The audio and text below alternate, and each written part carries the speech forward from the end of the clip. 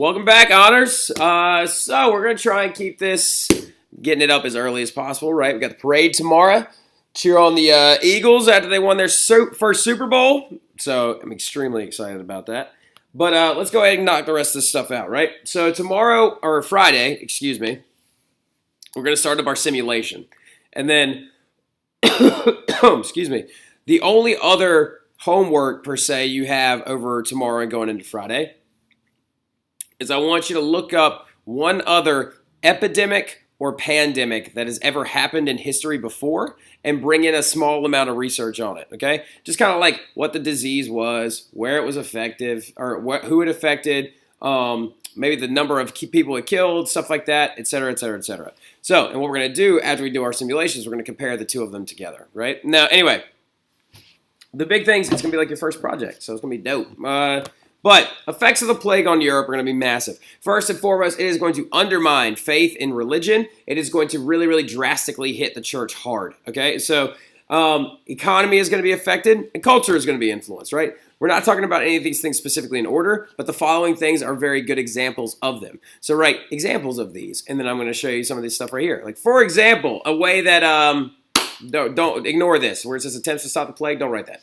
So an example of an undermined part of faith and religion is a concept called flagellante, right? So a lot of other people following the plague are going to begin to look outward past the church, and they're going to try and come up with their own concepts of what caused the plague, why it's happening, why is God so upset with us, how we ever got to this point, really.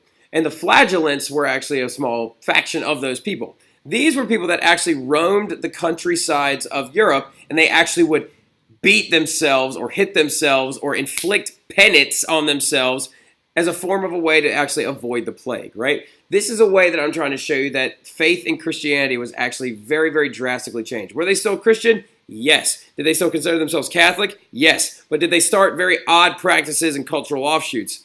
Yes, right? So all three big checks right there. Another way that culture, these are actually some of the flagellants moving through Europe. Oh, that was a gross burp, sorry. Anyway, but continuing forward, medieval art as well is going to be drastically changed. This very small amount of art that was produced in the late Middle Ages actually grew to have a giant obsession with death, right? A lot of skeletons are going to be used. This is actually, for example, like the Dance of the Dead is an etching that was actually used as well. And then also, like the old concept of bringing out the dead. If any of y'all have ever seen Monty Python and the Holy Grail, right? So art is going to become routinely obsessed with the ideas of death.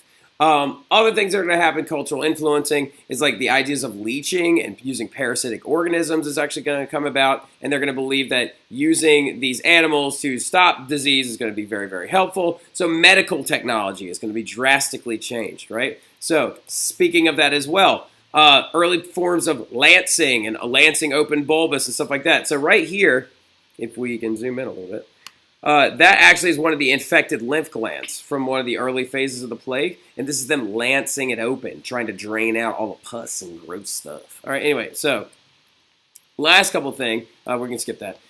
We got to talk really quickly about how the plague ended, all right? How did it end finally? How was it actually finally kind of brought down a little bit? So how the plague ended, first and foremost, quarantine, right? Quarantine was the main method of stopping the plague, and it was the very, very first successful one. And that's when you isolate the sick away from other people. You take your infected population and you move them over to an area that's further away.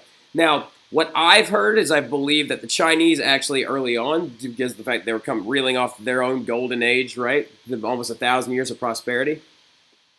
They actually would quarantine people early on, and then if the family died, they'd burn the house to try and get, to try and prevent any further spread of the disease. So, moving. Also, people began to move out towards rural areas for a short time away from crowded cities. We talked about this in class today. The wealthy were the ones that really, really did this a lot. They would move out to rural areas, summer homes, things like that, stay away from the cities where the plagues were in their biggest hotbeds. Hygiene was a big one too. People began to bathe more regularly, actually understanding that cleaner lifestyles were the things that were going to be able to prevent the plague a little bit. Again, this is the wealthier people that are realizing how to stop the plague, and then it trickles down into the poor. Because apparently all the way up until the 1600s, the poor believed that the less you showered, the more greasy you would get. It would help prevent disease, apparently. Not actually true. Cleaner air According to some older testaments from this time period, apparently one of the popes at the time, or a church official at the time, was anointing the sick, but realized possibly that the two fires that were lit next to him were actually cleaning the air out, right? It was actually because the bacteria isn't strong enough to survive high heat like that. Travel and migration is going to slow down a little bit. Is going to help actually the plague come to an end, but a lot of that is due to the high numbers of people that were dying. Because actually, when the plague first started, and after the warming or the cool down period of early 1300s, actually vagabonds and movement of people looking for work actually increased, which we believe might have actually helped spread the plague early on. But travel and migration is going to slow down. And also periods without war, small periods of peace are going to help prevent the plague from spreading to its worst. So the crazy thing about the plague is, like, we believe as of right now, 25 to 30 million people in Europe alone died. That's 50% of the European population. Now, 22% of the world population probably died from the plague, and that's over 100 million people worldwide. So 22% of the world population died from the plague, which is about 100 million worldwide. Because actually, we believe the population of Earth at the time was probably about 443 million people.